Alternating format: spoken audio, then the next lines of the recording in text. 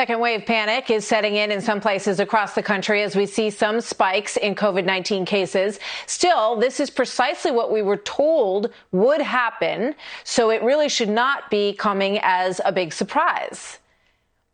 When you see the reopening, that we tell the cities, the locations, the communities to be on the alert for what I refer to as the little blips that you might see. Because as you open up, even under normal circumstances, in the best of circumstances, you are going to see infections.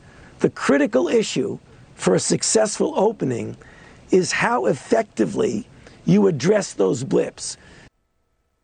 In Tulsa, where President Trump is about to hold his first rally since the virus hit next week, a Whirlpool plant is closing after a rise in cases, but they say they do expect that they will reopen next week. So how much of this is panic porn, as journalist Alex Berenson has called it, and how much of it is real, genuine, founded concern? Here now, Alex Berenson, former New York Times reporter and author of Unreported Truths About COVID-19 and the Lockdowns. He pours through all of this data from across the country, and he joins us now. So is a second panic of a second wave merited, Alex? So Martha, we have much to discuss here, and I know we don't have much time, but I do have to say one thing to you very quickly, and that is thank you. Last week, you helped get the word about Unreported Truths out. You told people, and since it came out, which is barely 1 week ago, it has sold about 100,000 copies, and that's on Amazon. That's the only place you can get it. And that tells me that people want the truth. You're a fair reporter, so I'm glad they're getting to see both sides of the story. So you bet. So let's talk about the second wave. First of all, I wasn't aware that the panic had ended from the first wave. I thought we'd just been panicking the whole time. But here's what you need to know. Yeah. We keep talking about cases. Cases. In this case, the media is using that to refer to positive test results. It's not clinically meaningful. What's clinically meaningful is if people wind up in the hospital, if people wind up certainly on ventilators or ICUs, those are dangerous things.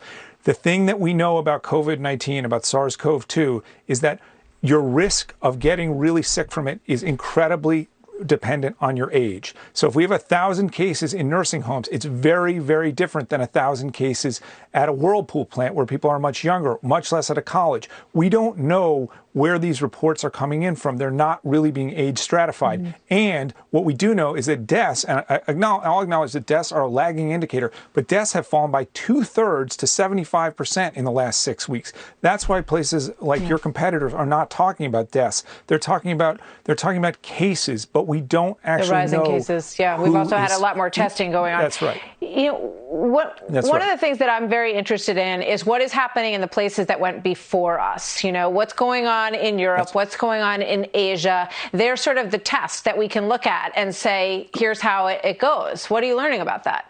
Great question. In Europe, in the countries that have reopened, Denmark, Switzerland, Sweden never really closed, Austria reopened. Denmark actually said, we haven't seen any rise and we don't understand why. They said that a few days ago. Norway, they said, you know what, we actually think we probably should have followed Sweden. We panicked a little bit. In Japan, which never really closed at all and had only, a brief and relatively mild lockdown, they reopened entirely and they've had the least serious, case count and death count of any major country, any major industrialized country. So there's just no way to say, hey, lockdowns worked, unlocking, opening up the country has hurt, because we don't see that in any consistent way. Yeah. Georgia, the first state to really lock down, to really end its lockdown, that was the end of April.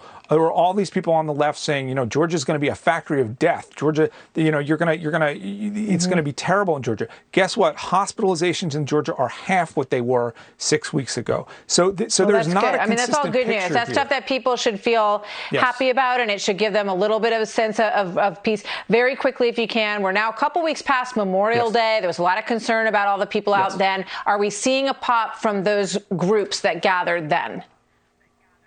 That's a really good question. We don't know. We don't know if this minor increase in positive tests is coming because people are returning to hospitals for elective surgeries, and all those people get tested as a matter of course. And so there are lots of places where the spike, and it's not a huge spike, but where the spike could be coming from. I'm not saying there's nothing to be concerned about. I'm not saying there's nothing to watch. We need to follow the data just as we always have. But the media just wants panic. Alex Berenson, thank you for your even-handed approach on all of this. It's good to have you back. So Thanks coming for up, having me, Martha. what is really, you bet.